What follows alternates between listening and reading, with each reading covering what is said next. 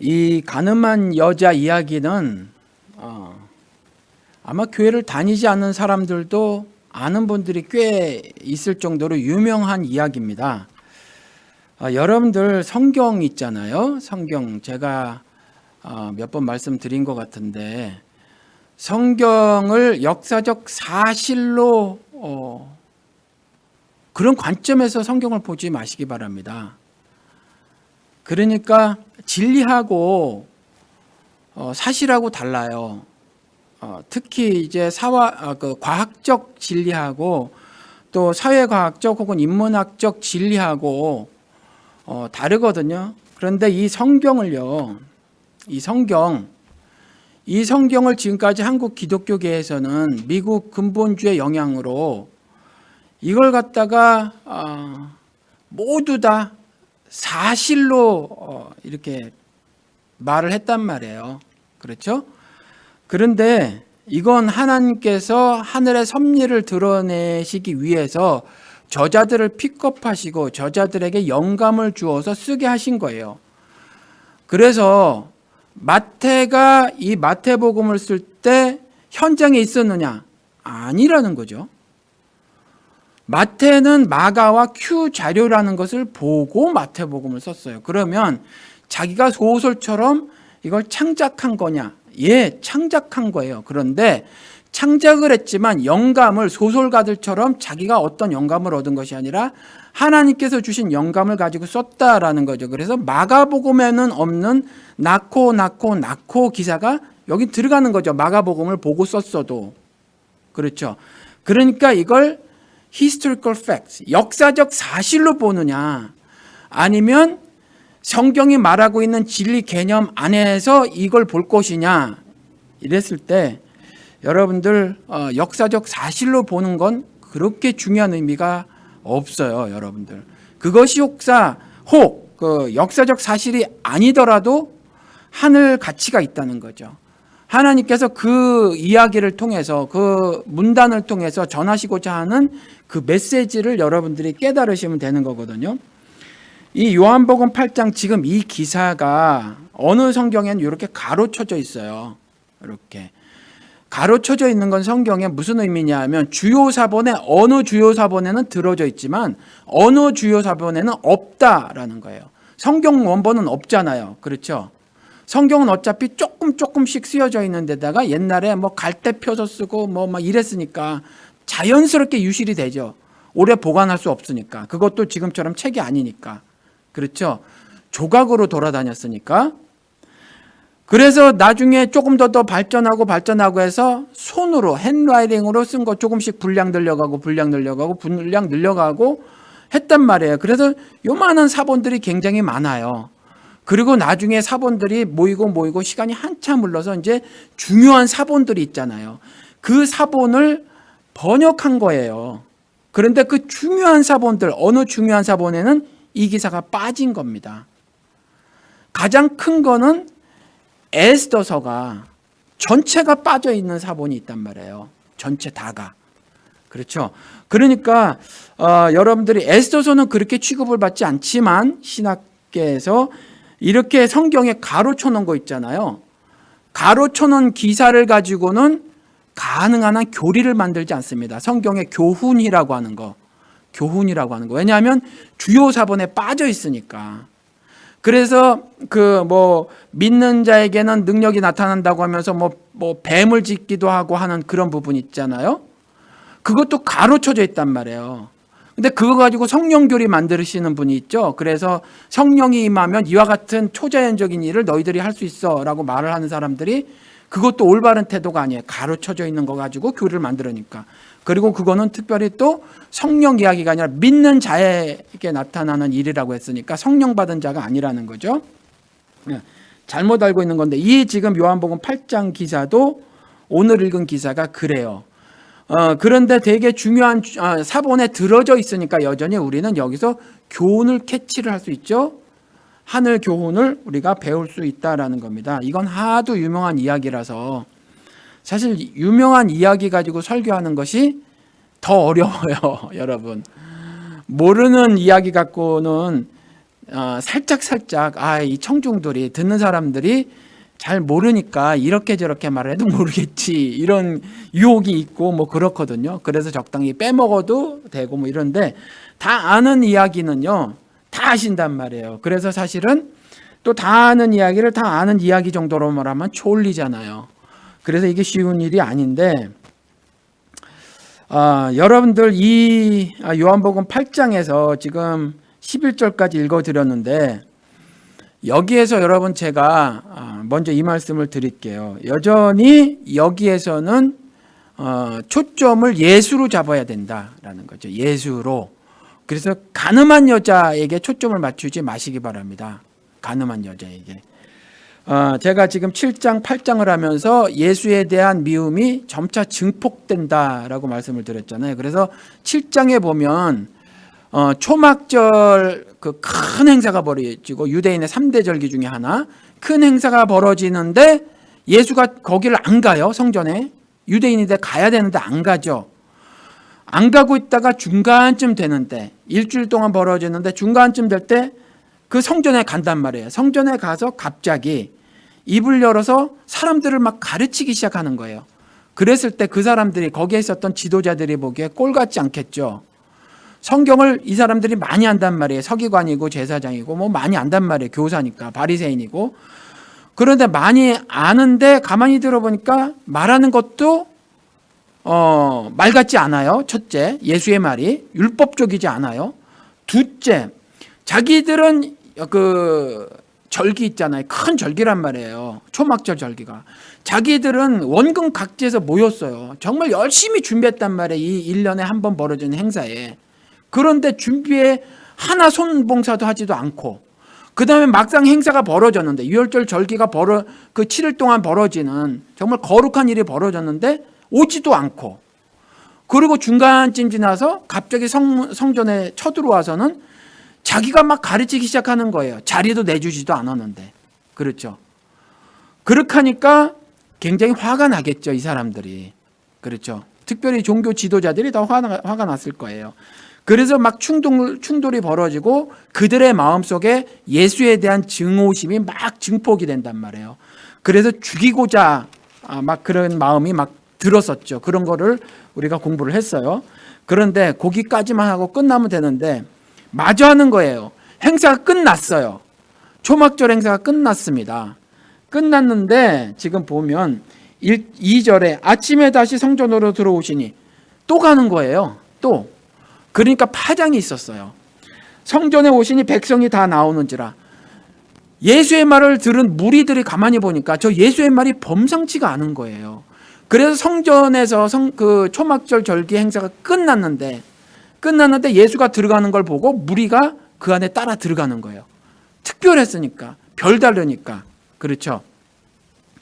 따라 들어갔는데 거기에서 예수님이 다시 가르치시는 거죠. 다시 입을 열어서 가르치시는 거예요. 그때 서기관들과 바리새인들이 간음하다가 잡힌 여자를 끌고 오죠. 그리고 한가운데 딱 세웁니다.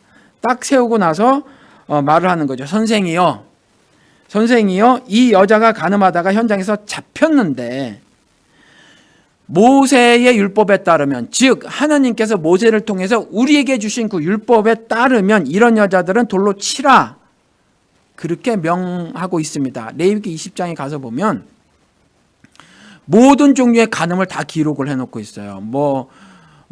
아무튼 그 여러 관계가 있잖아요. 남의 여자를 탐했든지 뭐 친척간이든지 뭐 그런 걸 쭉 써놓고 있어요. 쭉 써놓고. 근데 모든 종류의 간음을 다 돌로 치라고 해놓고 있거든요. 그러니까 이 사람들 말이 맞아요. 이 사람들 말이 돌로 치라고 이렇게 되져 있는데 당신 같으면 어떻게 하겠습니까? 이러죠. 그러니까 고소할 조건을 찾는 거예요, 지금. 사실 미움이 여기까지 찼어요. 저걸 어떻게 잡아 죽이지? 근데 그냥 죽일 수는 없죠. 그러면 살인이 되니까. 이들의 율법에 따르면 살인한 자는 죽임을 면치 못하잖아요.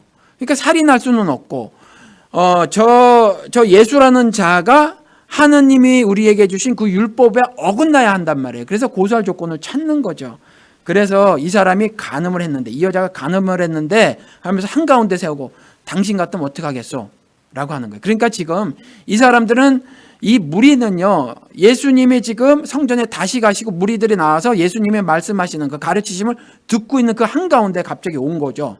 갑자기 와가지고 그렇게 말을 하는 거죠. 한가운데 세우고 당신 같으면 어떡하겠소? 그러니까 이 사람들은요, 지금 사실은 이 여자를 초점으로 두고 있는 것 같지만 이 여자가 아니에요. 예수가 초점이라는 거죠. 그러니까 이런 상황에서 예수는 어떻게 말하는가를 우리가 들어봐야 한다라는 겁니다. 근데 이 사람들이 이렇게 말했을 때, 예수님께서 이렇게 시험할 때 예수님께서 몸을 굽히사 손가락으로 땅에 쓰시니, 저에게 이런 질문이 들어온 적이 있어요. 그 방송에서 예수님이 이때 뭐라고 쓰셨을까요? 여러분들 어떻게 생각하십니까? 예수님이 땅에다 뭘 쓰셨단 말이에요? 근데 뭘 쓰셨을까요, 여러분? 아마 그동안 뭐 이런저런 말씀을 들으신 분들이 계실 거예요. 뭐라고 썼을 것이다. 이렇게 해서 이렇게 썼을 것이다. 그런데 여러분, 뭐라고 썼는지 안 나오면 우리는 그냥 얘기하지 마시자고요. 그냥 끄적거렸다고 생각을 하시자고요. 별로 우리가 알 필요 없는 것들, 알 필요가 없으니까 안 써주셨거든요, 여기에. 그렇죠? 그냥 땅에 뭐 쓰신 거예요. 어쩌면 그냥 그들의 말을 한 귀로 듣고 그들의 말이 말 같지 않아서 그냥 무시하는 상황일 수도 있고, 그냥 이렇게 끄적끄적 거리셨다, 낙설 수도 있고, 뭐 그렇게 그냥 인식을 하시자고. 왜냐하면 성경에 안 쓰여져 있으니까 우리가 몰라도 되는 거예요, 뭘 쓰셨는지. 그렇죠? 그런데 이들이 또 다시 묻는 거죠. 7절에 저희가 묻기를 마지 아니하는지라 이에 일어나 가라사대 너희 중에 죄 없는 자가 먼저 돌로 치라. 그리고 다시 몸을 굽히사 손가락으로 땅에 쓰시니, 이렇게 돼 있어요. 이걸 가지고 여러분들 마저 그냥 다 읽고 그 말씀을 드릴게요. 저희가 이 말씀을 듣고 양심의 가책을 받아, 영어에서는 convicted라고 썼어요. 그러니까 본성이 유죄임을 깨달아서 이렇게 돼 있죠. 양심의 가책을 받아서 자기 본성이, 자기 양심이 유죄임을 깨달아 어른으로 시작하여 젊은이까지 하나씩 나가고 오직 예수와 그 가운데서는 여자만 남았더라. 이렇게 기록을 하고 있는데 돌로 안 쳤어요. 그렇죠. 이러면서 이 구절을 가장 잘못 전하는 내용이 바로 이거 봐라. 예수님께서 이와 같이 사랑을 실천하시지 않느냐. 그러니까 우리가 간음한 자들, 그 밖에 다른 범죄를 저지른 자들, 이 자들에게도 이 자들도 정죄하지 말고 그냥 예수님처럼 무조건 다 용서해 줘야 한다. 이렇게 말을 하는 게 이 구절을 가장 잘못 이해하는 거예요. 이 구절을.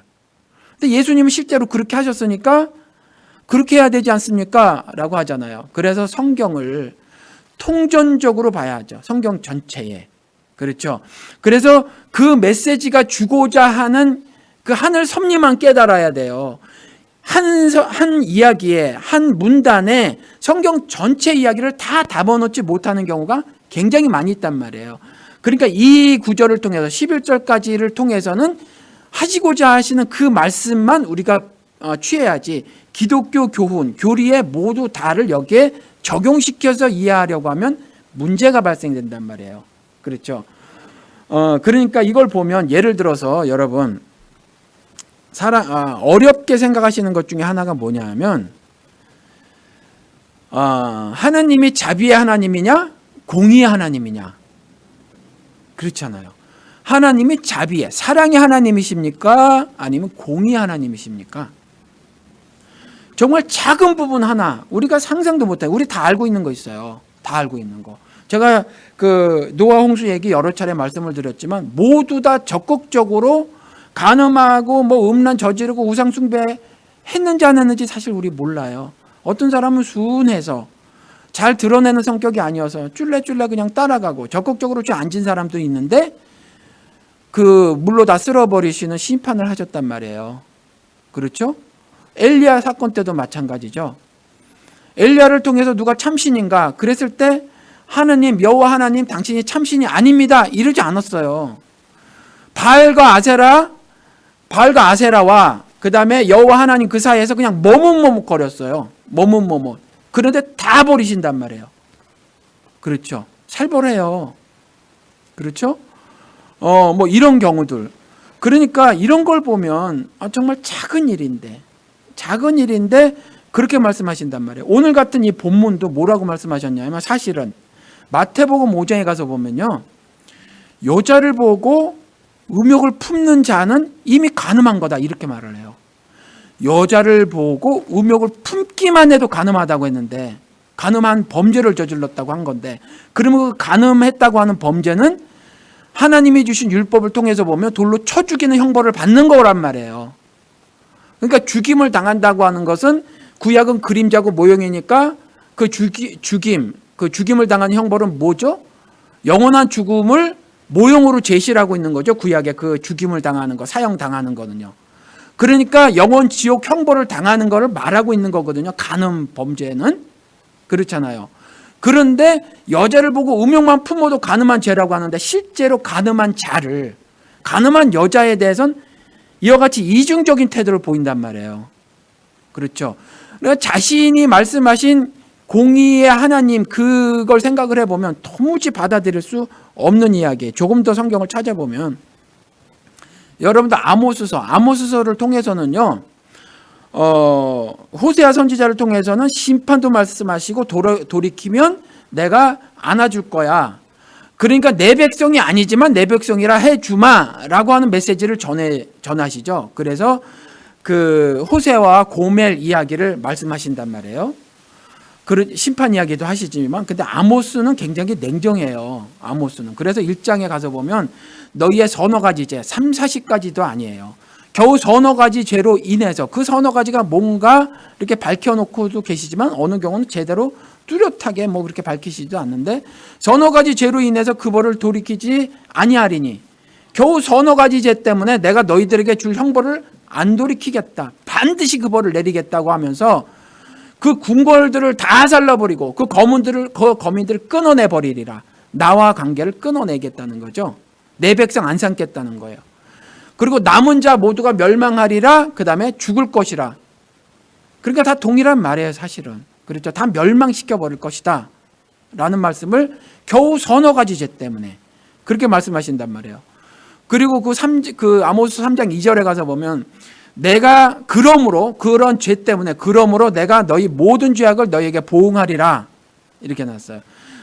너희의 모든 죄악으로 인해서 내가 보응하리라. 이 보응 이게 우리 어려운 한자어죠. 영어가 더 쉽죠. I will punish you.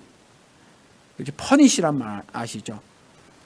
내가 너를 I will punish you. 내가 너에게 이와 같이 형벌을 가할 것이다. 이렇게 말씀을 하고 계시다는 거죠.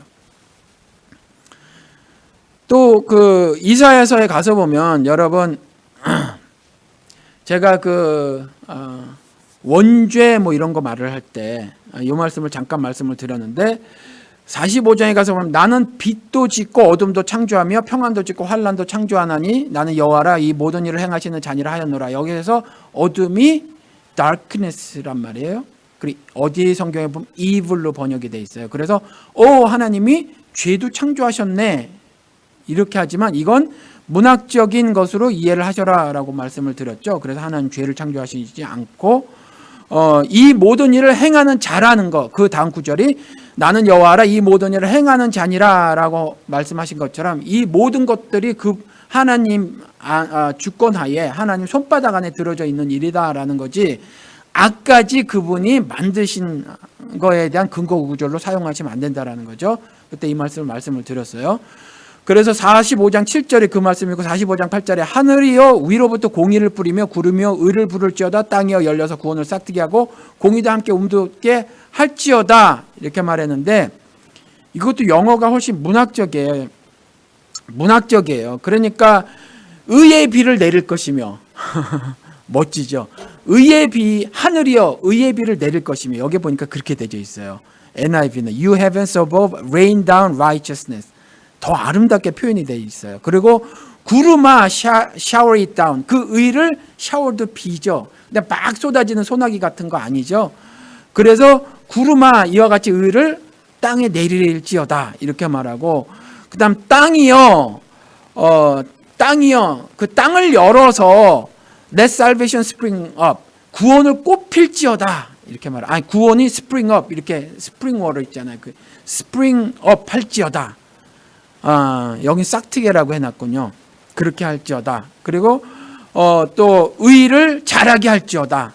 그러니까 구원을 싹트게 하고 의를 자라게 할지어다. 나는 the Lord 주로서 이 모든 것을 창조한 자로다. 이렇게 말을 해놓고 있어요. 여기에 사랑이 안 보여요, 여러분. 그렇죠. 하나님의 공의만 말하고 계시다는 거죠. 공의만. 그래서 그 45장 21절에 가면 나는 공의를 행하며 구원을 베푸는 하나님이라. 구원을 말씀하시면서 사랑을 말씀하지 않고 구원을 말씀하시면서 공의를 말씀하신단 말이에요. righteousness 아니면 justice를 말한단 말이에요. 그렇죠. 그리고 또 그러면 구약만 그런가? 마태복음 10장 여러분들 다 아시는 기사 있죠. 평강의 왕이라고 하면서 마태복음 10장에 가서 보면 뭐라고 말씀하고 계시냐면 나는 평화를 주러 온 것이 아니라 검을 주러 왔다 그랬죠. 이 검은 말씀이에요. 근데 이 말씀을 주러 왔다라고 말을 하면서 내가 온 것은 예수님은 뭐죠? 말씀이 육신이 되셨으니까 내가 온 것 자체가 말씀을 주시는 거란 말이에요. 그렇죠? 말씀으로 선포되어지는 거예요. 예수님이 오셨다는 것. 지금도 예수님이 오셨다고 하는 건 뭐냐면 오셨다는 의미는 예수님이 임재라고 하는 것, 프레젠스라고 하는 건 뭐냐면 이 성경을 우리가 읽고 깨닫고 하는 것이 예수님의 임재를 경험을 하는 거죠. 그렇죠? 그런데 예수님께서 내가 온 곳은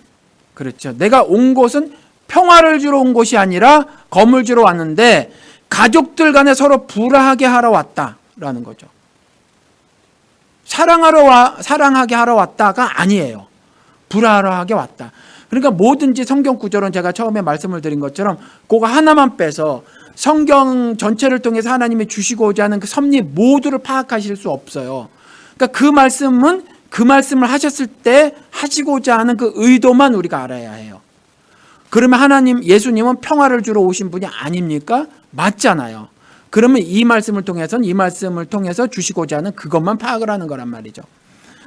그러니까 여기서도 보면 오히려 사랑을 깨는 듯한 발언을 하신단 말이에요. 가족 간의 사랑을 깨는 듯한. 그리고 지금 8장 하는데 요한복음 9장에 가서 보면은 또 그렇게 말씀하시죠. 내가 이 세상에 온 것은 그죠? 예수께서 이르시되 내가 심판하러 이 세상에 왔으니 심판하러 오셨다는 거죠. 사랑하러 오신 것이 아니라 심판하러 오셨다. 그리고 또 요한복음 16장 8절에 가서 보면 이제 예수님께서 그렇게 말씀하시거든요. 예수님께서 어떻게 말씀하시냐면 나는 떠나야 돼. 내가 떠나는 것이 너희들에게 유익하게 될 것이다. 왜냐하면 성령이 오실 것이기 때문에 그가 와서 너희 할 일을 가르치리라. 그렇죠. 예수가 떠나야만 해요. 성령이 오셔야만 해요. 그를 통해서 우리가 예수가 그리스도고 주인 것을 우리가 알 수 있어요. 그가 오셔야만 합니다. 왜냐하면 이 전까지는 어떻게 하느님이 역사를 하셨냐면 여러 차례 말씀을 드렸지만 왕, 제사장, 선지자 이 사람들에게만 성령이 임했어요. 그리고 일부 그러니까 템포럴리 임했단 말이에요. 임하시기도 하다가 떠나시기도 하셨단 말이에요. 근데 이제 예수님이 떠나시면서 약속하신 성령이 모든 신자들에게 다 임하게 되죠. 그래서 우리가 제사장이 되는 거예요. 그러니까 목사를 제사장으로 알면 안 된다라는 말씀을 여러 번 강조해서 말씀을 드리는 거죠. 그렇죠? 그래서 성령이 반드시 와주셔야 돼요. 그렇지 않으면 여전히 여러분들에게는 제사장이 지금도 필요해요. 지금도. 여러분들은 왕 같은 제사장이 될 수가 없죠. 이해가 되시죠? 그래서 그가 오시는 것이 우리들에게 유익한 거죠. 그래서 예수님께서 나는 가고 그가 오셔야 너희들이 유익할 것이다 라고 말씀을 하시고 또 그가 너희에게 할 일을 가르치시리라 라고 말씀을 하시고 그가 오셔서 하실 말씀 그 16장에 뭐라고 해놓으셨냐면 그가 와서 죄에 대하여 의에 대하여 심판에 대하여 세상을 책망하시리라. 여기도 사랑을 언급하고 있지 않다라는 말이죠. 그렇죠. 굉장히 충돌된단 말이에요. 이 밖에도 신약 전반에 걸쳐서 특히 로마서 같은 데 보면 그렇고 고린도 전후서도 그렇고 심지어 베드로 입을 통해서도 그렇고 하나님의 심판에 대한 선언적 메시지가 그득해요. 그렇죠? 근데 오늘 이 본문 말씀을 보면 조금 전에 말씀드린 것처럼 마태복음 5장의 말씀을 통해서 여자를 보고 음욕을 품기만 해도 돌로 쳐 죽일, 영원 형벌을 받을, 지옥 형벌을 받을 간음죄를 범한 거라고 말씀을 하셨는데 자신의 말을 뒤집는 것 같단 말이에요. 오늘 말씀이. 그렇죠. 자비냐 공이냐. 자비냐 공이냐라는 거죠. 그렇죠. 그런데 여기에서는요, 우리가 이게 키예요, 여러분들. 이게 키. 제가 10절, 11절 다시 읽어드릴게요. 예수께서 일어나서 여자 외에 아무도 없는 것을 보시고 이르시되 여자야 너를 고소하던 그들이 어디 있느냐 너를 정죄한 자가 없느냐 대답하되 주여 없나이다. 예수께서 가라사대 나도 너를 정죄하지 아니하노니 가서 다시는 죄를 범치 말라 하시니라. 이 8장의 이 말씀을 가지고서는 여러분들이 예수가 이 땅에 왜 오셨나를 여러분들이 아시면 돼요. 그러니까 예수가 누구한테 오셨나를 아시면 되는 거예요. 예수가 누구한테 오셨나. 그렇죠. 예수가 갖고 온 건 뭐냐 하면 하늘 사랑이에요. 그 하늘 사랑을 자신이 죽으심으로, 십자가에 매달려 죽으심으로 세상에 던져 놓으시죠. 근데 그 사랑을 먹어서 구원에 이르게 되는 자는 오직 그를 믿는 자예요. 그래서 이는 그를 믿는 자 안에서 요한복음 3장 16절이라고 말씀을 드렸잖아요. 그렇죠. 세상을 사랑하사 하나님께서 독생자 예수 그리스도를 보내주셨지만, 그렇죠. 멸망치 않는 자는 누구예요? 그를 믿는 자잖아요. 그 안에서 그에게 믿음을 보인 자. 그런 것처럼 예수님께서는 건강한 자에게는 의논이 쓸데없대잖아요. 내가 너 같은 죄인에게 온 거야 라는 그 메시지를 이 기사를 통해서 전해주는 거예요. 여기서 보면 9절에 보면요, 이들이요, 많은 무리들이, 이 신앙생활이 여기가 여러분 키입니다. 이거 잘 아셔야 해요.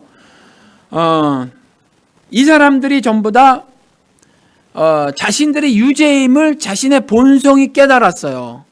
그렇죠. 자신이 유죄임을 깨달았다고요. 돌로 쳐라. 죄 없으면 너희들이 돌로 이 여자를 쳐라. 그랬더니 돌로 안 칩니다. 나에게도 죄가 있다는 걸 깨달은 거예요. 나도 죄인이라는 거죠. 율법을 통해서 보니까 자신이 죄인인 건 맞아요. 그래서 돌로 안 칩니다. 돌로 안 쳤으면, 자신이 죄인인 걸 알았으면 그 다음에 어떻게 해야 되죠? 예수님의 바지자락을 자꾸 늘어져야 되잖아요. 그렇죠. 떠나면 안 되잖아요. 그런데 늙은이서부터 젊은이까지 다 예수를 떠납니다. 떠나요. 그렇죠. 그리고 누구만 남죠? 이 창기만 남아요. 그래서 예수님이 물어보는 거예요. 너를 정죄하던 그 자들이 있디? 뭐 예수님은 눈이 없으셨겠어요? 있죠. 그렇죠. 있어요. 예수님도 보셨을 거예요. 그 성전에서. 뭐 얼마나 큰지는 모르겠지만. 그렇죠. 보셨을 거예요. 무리들이 가르치던 무리에 이렇게 그 사람들이 가운데 세우고 있었으니까 하나씩 나가는 걸 봤었을 거란 말이에요. 근데 묻는 거죠. 아무도 없는데요, 예수님? 그러는 거죠. 자기만 남았다잖아요. 자기만. 여러분들 이래야 하는 거예요. 이래야 하는 겁니다. 예수 옛날에 부탁이 와서 달라스에 신문이 하나 새로 생겼네요. 신문이 하나 새로 생겨서 저에게 전화가 와서 칼럼 하나 써주세요. 그래서 썼어요. 그래서 저희 웹사이트에 있는 거, 그리고 요한복음 강의 처음 했을 때 성경을 보는 시각, 이거 말씀을 드리면서 기독교 근본주의자가 말씀을 드렸어요. 그래서 그 이야기를 제가 그 새로 나온 신문에다 썼는데, 그놈의 근본주의 때문에 이런 것들이 발생이 되졌단 말이에요. 제가 그 신문에도 쓴 거고, 뭐냐 하면 개인주의, 그 다음에 반공, 이건 얘기하지 않고 그냥 개인주의와 반공주의, 그 다음에 축자 영감설의 고착 및 확산이 세 가지가 이 기독교 근본주의, 미국에서 발생한 이 특징 세 가지거든요. 그러니까 개인주의가 극도로 발달했단 말이에요. 그 증거가 그 신앙 공동체인 우리는 없고 전부 다 노래를 불러도 I praise you Lord 이러지 We praise you Lord 이런 거 없어요. 내가 주님을 찬양합니다. 내가 I love you Lord. 뭐 다 내가거든요. 그러니까 공동체가 없고 나만 있어요. 이 기독교 근본주의에서는 나만 있어요. 그러니까 옆이 없죠. 그리고 사회 문제를 등한시하게 한단 말이에요. 그거 올바른 신앙 아니에요. 미국에서 만들어진 기독교 근본주의가 우리의 머리와 마음을 저당 잡아버린 거거든요. 그런데 그런 것처럼 그러다 보니까 어떤 일이 발생되졌냐면 간단한 구원 방식의 고안이 되졌어요. 그렇죠. 빌리 그레함 같은 사람이 대표적인 사람 말이에요. 사형리가 대표적인 거란 말이에요. 그렇죠? Receive Jesus Christ as your Savior and Lord tonight. 그리고 이제 막 스태프들이 해가지고 일어나라고 그러고 앞으로 데리고 나오죠. 그리고 영접 기도하죠. 그러면 이제 you're saved. 당신은 구원받았습니다. 아니에요, 여러분. 절대로. 절대로 그렇지 않아요. 그 사람들 구원 아직 못 받았어요. 구원받았는 건 어떻게 할 수 있냐면 그들이 이후의 삶을 봐야 되는 거예요. 이후의 삶을. 열매가 예수로 신앙하는 자냐 아니냐가 보여진단 말이에요. 그걸 성경을 통해서 무지하게 말씀을 많이 해놓으신 거예요. 하나님께서. 특별히 예수님께서 그 얘기를 그렇게 많이 해놓으신 거란 말이에요. 그렇죠? 이 사람들처럼 신앙생활 잘한 사람이 없었다니까요. 이 바리새인들처럼. 그런데 이 사람들 신앙 다 무효 처리해버리셨단 말이에요. 그러니까 여기서도 보시라고요. 예수와 붙어 있어야 돼요. 한 몸으로 살아야 돼요. 그렇죠? 예수를 정말로 내 주와 구세주로 받아들였다면 예수와 일평생을 그렇게 사는 거죠. 일평생을. 이 두 가지 단어 여러분들 꼭 기억하고 계셔야 돼요. 예수를 받아들였다고 하는 건 예수 옆에서 이와 같이 내 죄가 발견이 되졌으면, 내 죄가 말씀을 통해서 고발이 되졌으면, 노출이 되졌으면 예수 곁에 붙어 있어야 돼요. 떠나면 안 돼요. 예수 곁에 붙어 있는다는 말은 이 두 가지란 말이죠. 구체적으로 우리가 신앙 침례 받을 때 그 두 가지잖아요. 구세주와 주로 여기는 거죠. 살다 보니까 우리 집사님 기도하실 때 우리가 한계 부닥치는 일들이 한두 개예요. 한두 개가 아니에요. 우리의 정신적인 힘으로 못 버틸 것이 있다니까요. 무리한 일들이 발생이 있어요. 분명히. 우리가 해결이 안 돼요. 그리고 정신적인 것뿐만이 아니라 육신적인 것도 많이 있죠. 그렇죠? 땅 파면 돈이 나옵니까? 안 나오잖아요. 땅 파도 돈이 안 나와요. 그렇다고 저 같은 경우는 예를 들어서 뭐 신학 공부했으니 배운 기술이 있어요. 뭐 쌓여진 커리어가 있습니까? 그렇잖아요. 10불짜리라도 미국 직장에다가 뭐 온 동 3동네 다 넣어놔도 잘 안 된단 말이에요. 뭐 커리어가 없으니까. 그렇죠? 하다못해 홈디포나 타겟 같은 데서 일을 하려도 쉽지가 않아요. 지난 잡 히스토리 쓰라 그러면 쓸 게 없으니까. 그렇거든요. 그러니까 우리가 육신의 능력으로도 안 되고 정신력 가지고 뻗쳐볼래도 안 되는 것들이 왜 없어요? 게다가 나는 하나님께서 분명히 성경을 통해서 말씀해 놓으신 것처럼 마음이 연약하거든요. willpower, 의지가 약하거든요. 그러니까 알면서도 쓰러진단 말이에요. 사실 알면서도. 그걸 다 아시니까, 그런 연약한 존재인 걸 아시니까 예수 그리스도가 이 땅에 오셨다는 거잖아요. 그렇죠? 그러니까 그분이 구세주다, 그분이 구원자다, 그분이 세이비어, 나를 구원하실 수 있는 분이다라는 신앙 고백을 사실은 매일 하고 사는 거죠. 매일. 그런데 이전에 나는 예수를 구원자로 받아들였으니까 끝. 이건 안 믿는 사람들이 하는 거예요. 이거는 사실. 난 영접했는데 27년 전에 구원파처럼 3월 8일 16시에 이런 거 기억 못해도 돼요. 구원파는 그렇게 말하잖아. 육신의 생일을 기억하면서 영적인 생일을 왜 기억 못하냐. 이거 기억 못해도 되는 거예요. 성경은 그거 가지고 구원 여부를 판단하지 않잖아요. 성경에서는. 그렇죠. 그러니까 그런 거보다 뭐 13년 전 뭐 어느 날 나는 뭐 예수를 영접했어요. 그런데 뭐 영접했는지 안 했는지는 야고보서나 그 밖에 많은 성경 구절을 통해서 하나님께서 우리에게 이렇게 요구하시잖아요. 내 앞에서 네가 영접했는지 증명해. 증명하라잖아요. 내게 증명하라잖아요. 하나님께서 직접. 너희 믿음을 증명해 보래잖아요, 나한테. 왜 그러시겠어요? 우리의 마음의 중심을 몰라서? 우리의 마음의 중심에 뭐가 들어있는지 다 아시잖아요. 그렇게 살게 하시기 위해서 그렇게 말씀하시는 거예요. 그렇게 살게 하시기 위해서. 내 앞에서 증명해라는 거예요. 그래서 하나님을 아는 거 어느 날 뚝딱 17시 30분 아닐 수도 있어요. 쭉 인식해 나가는 과정에 하나님께서 물 스며들듯이 스며들어올 수도 있어요. 우리 삶에. 어느 탁 몇 시, 몇 분, 몇 초가 아니어도 된단 말이에요. 그렇죠. 그래서 구원자로서의 그리스도가 날마다 고백되어지는 사람이 신자예요. 그렇죠. 그리고 또 방송 얘기를 할게요. 예수 안 믿는 분이 계속해서 댓글을 다시는 분이 있단 말이에요. 그런데 당신 동네에 신은경이라고 하는 여자 아나운서가 권사라고 하면서 간증 집회를 연다고 크게 이렇게 플래카드가 붙여져 있대요. 근데 그분이 박성범이라고 하는 국회의원, 17대 국회의원의 부인이랍니다. 저는 잘 모르지만 그 여자 아나운서를 잘 모르지만 박성범이라는 사람이 한나라당 국회의원인 거는 안단 말이에요.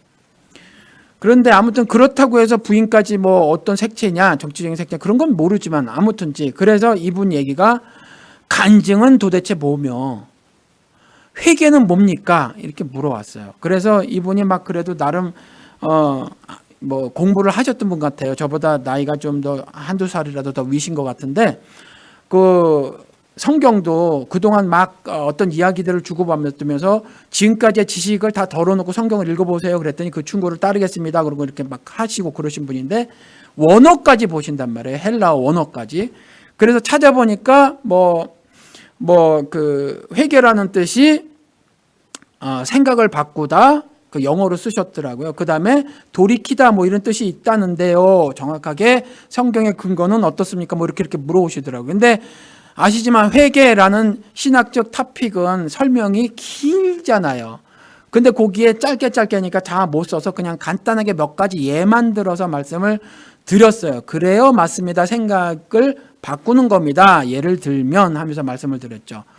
그 예를 이렇게 말씀을 드렸어요. 제가 나 중심의 우주에서 세계에서 하나님 중심의 세계로의 생각 전환, 생각을 바꿈, 요 얘기를 말씀을 드렸거든요. 몇 개 중에서. 그러니까 여러분들 우리가 주라고 고백하잖아요. 주. 그러면 나는 주가 아니에요. 내 인생의 주인은 내가 아니에요. 내 인생의 주인은 예수님이란 말이에요. 그런데 실제로 살 때 어떻게 해요? 주여라고 말을 하면서 이 주여를 그냥 감탄사로만 고백을 하고 실제로 예수님을 내 주로 안 생각하고 살아요. 안 생각하고. 그렇죠? 많이 그래요. 이거 말씀하시는 거예요, 사실. 이런 거.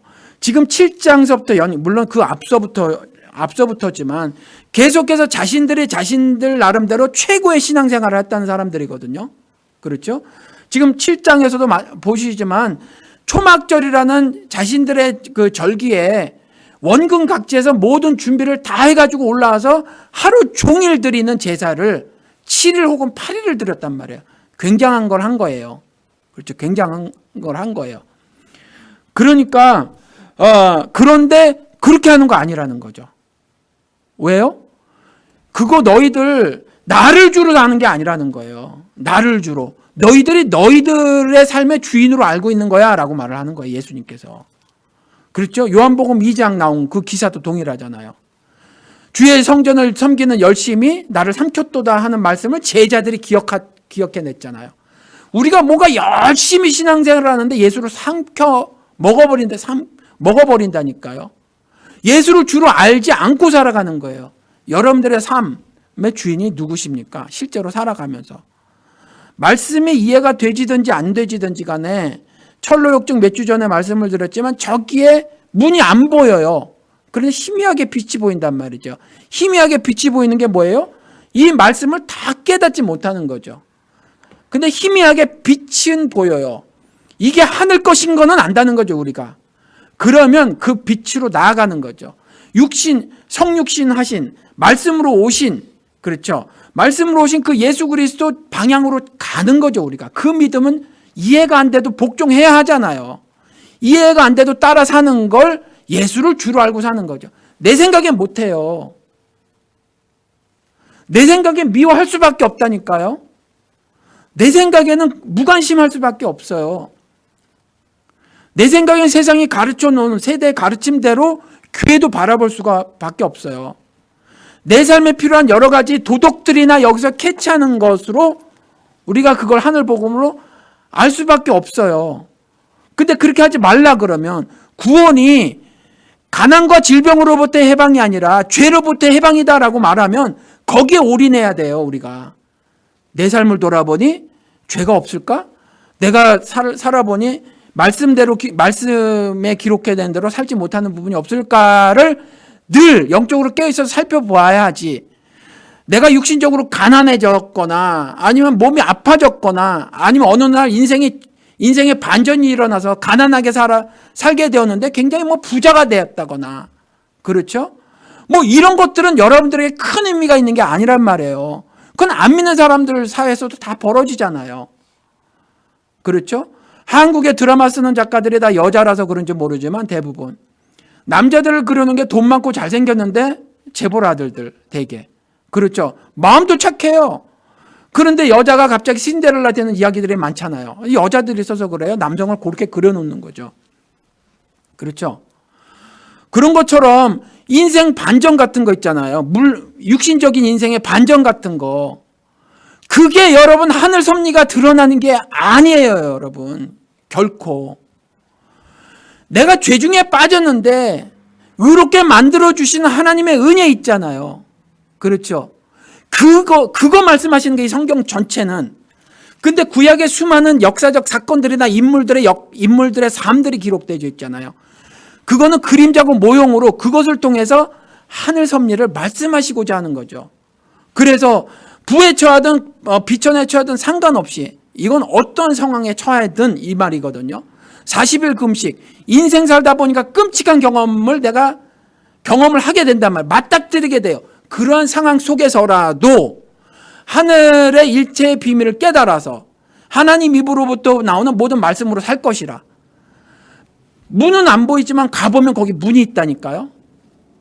그렇죠. 철로역정 말 들어보면. 그럼 문을 여시라고요. 똑똑똑 하면 열린단 말이에요.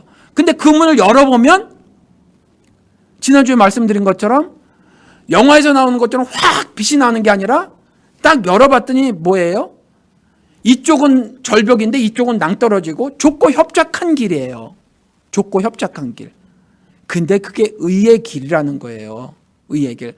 그런데 그 문은 안 보여요, 아직. 그냥 희미하게밖에 몰라요. 이거를 그렇게밖에 못 깨닫는 거죠. 근데 이렇게 옆을 보면 이따만한 문이 보여요. 이렇게 옆을 봐도 이따만한 문이 보이죠. 그렇죠? 제가 사는 옆 동네 부자 동네잖아요. 사우스레이크. 그렇죠? 우리 딸이 거기에 어렸을 적에 친구 집에 가봤는데 정말 집 앞에 프론트도어가 철문으로 양쪽으로 되는데 이렇게 높은 소술대문 같이 큰 거예요. 집이 엄청 크죠. 그런 문들은 도처에 보여요. 그런 문들은. 여러분들이 들어가고 싶은 문들은 도처에 있어요. 근데 그 문으로 들어가시면 큰일 나는 거란 말이에요. 아직 문이 안 보이십니까? 괜찮아요. 괜찮아요. 빛은 이미 봤으니까. 빛은 이미 봤으니까. 그 길로 가시면 된단 말이에요. 그 길로 가시면. 그러면 어떻게 해요? 오늘 찬송 속에 있는 것처럼 그분의 한량없는 사랑이 있잖아요. 그분의 한량없는 그 사랑을 내가 먹고 살아요. 나로서는 도무지 할 수 없는 사랑을 하며 살 수 있다니까요. 그래서 성경을 통해서 보면 이게 막 충돌되는 것처럼 보이죠. 막 충돌되는 것처럼. 예수님도 일구이연하는 것처럼 보인단 말이에요. 생각만 해도 그 지옥 형벌에 처해질 거라고 말씀하셨다가 실제로 생각한 게 아니라 실제로 간음한 여자 나도 너 정죄하지 않을게 충돌하는 것처럼 보인단 말이에요. 그런데 하나님께서 우리를 의롭게 만드시는 거 이게 구원이에요. 의롭게 된다는 것이 영광스럽게 된다는 거죠. 그렇죠. 한 점 흠이 없는 자가 들어가는 곳이 낙원이고 천국이란 말이에요. 그렇죠. 그래서 발가벗어도 부끄러운 줄 모르는 상태. 그게 구원이에요. 그래서 우리를 사랑하셨다고 하는 것은 그와 같이 우리를 의롭게 만드시고자 하는 거예요. 왜? 우리는 우리의 모든 능력과 실력과 재산을 다 가지고도 안 되니 그분이 와서 우리랑 한 몸이 돼주시는 거죠. 흔히 말하는 연합. 그렇잖아요. 그래서 의롭게 되지는 거란 말이에요. 그렇죠. 그러니까 사랑은 왜 해요? 의롭게 만드시기 위해서. 근데 이 의롭게 된 자가 왜 의롭게 하시냐면 사랑할 수 있게 해주시는 거예요. 원래요, 의롭지 못하면 사랑 못해요. 짐승이 하는 사랑까지만 해요. 본성이 시키는 대로의 사랑은 해요. 내 새끼 사랑하는 거. 아니면 가만히 길 가다 보니까 추운데 겨울에 발발발 떨고 있는 노인네가 호껍데기만 입고 있으면 내 자켓 벗어주는 정도의 사랑밖에는 못해요. 그거밖에는. 근데 의로운 자가 되면, 하나님의 의를 잊게 되면요, 의를 잊게 되면 불의한 자를 위해서 나도 십자가에 못 박혀 죽는 죽음을 살 수 있다니까요. 누구처럼? 장준하 선생처럼. 그렇잖아요. 그가 사랑한 모든 대한민국 국민을 보세요. 그렇잖아요. 그렇게 살 수 있는 거라니까요. 그렇게. 여기서 말하는 사랑은요, 우리가 흔히 말하는 그 정도의 수준의 사랑이에요. 물론 그 사랑도 굉장히 소중하고 가치가 있고 숭고한 사랑 맞아요. 그런데 성경에서 말하는 사랑은 그거보다 한 단계 더 숭고한 사랑이란 말이에요. 하나님의 사랑이니까. 오늘 메시지 그거 말씀하시는 거예요. 예수님께서. 이거 말씀. 그러니까 왜요? 왜 이를 용서하시잖아요. 그러니까 우리도 그렇게 살아야죠. 그러면 공의에 관한 모든 말씀은 잘못된 말씀이 돼요. 그리고 공의만 말씀하시면 이런 건 또 잘못된 말씀이 돼요. 그러니까 이런 메시지는 이 메시지를 통해서는 이렇게 이 메시지를 알아들으셔야 되고 이 스토리를 가지고는 그걸 알아들으셔야 하고 그래서 성경 전체를 통해서 하나님께서 무엇을 말씀하시는가를 여러분들이 깨달으셔야 합니다. 죄인을 위해서 오셨다. 이 말씀을 통해서는 그것 말씀하시고 계시는 거예요. 이 말씀을 통해서 죄인을 위해서 오셨다. 죄인에게 오셨다. 그리고 용서라는 사랑은 다 뿌려놓으셨다. 이들도 어른서부터 늙은이서부터 나갔던 그들이 나가지 않고 예수님 옆에 있었으면 이들도 예수님이 여전히 정죄하지 않으셨을 것이다 라는 거죠. 정죄하지 않으셨을 것이다. 그러니까 죄임을 알고, 그렇죠, 죄임을 알고 아예 작정하고 도망간 놈들 아니면, 나는 바빠서 못해, 농사지어서 못해, 모두 못해 하는 사람이 아니고, 나는 잘 못 깨닫고 있지만 예수님과 함께 영원한 복락을 누리길 소원합니다. 내 더러운 죄 때문에 형벌받기를 원치 않습니다 라는 마음을 가지고 그가 정말 구원자고 주라는 고백을 하시길 원해서 요한을 통해서 이 구절을 써놓고 계시더라 라는 말씀입니다. 여러분 11절 말씀 읽어드리고 말씀을 마치도록 하겠습니다. 여러분들에게 그리스도께서 하신 말씀이에요. 여러분들 삶을 보면, 여러분들 속을 까뒤집어 보면 여러분들이 남들에게 감추고 그래서 그렇지 사실 엄청나게 더러우신 걸 깨달으실 거예요. 저를 비롯해서. 그런데 그런 여러분들에게 이렇게 말씀하십니다. 내가 너를 정죄하지 아니하노니 가서 다시는 죄를 범치 말라. 기도하시겠습니다.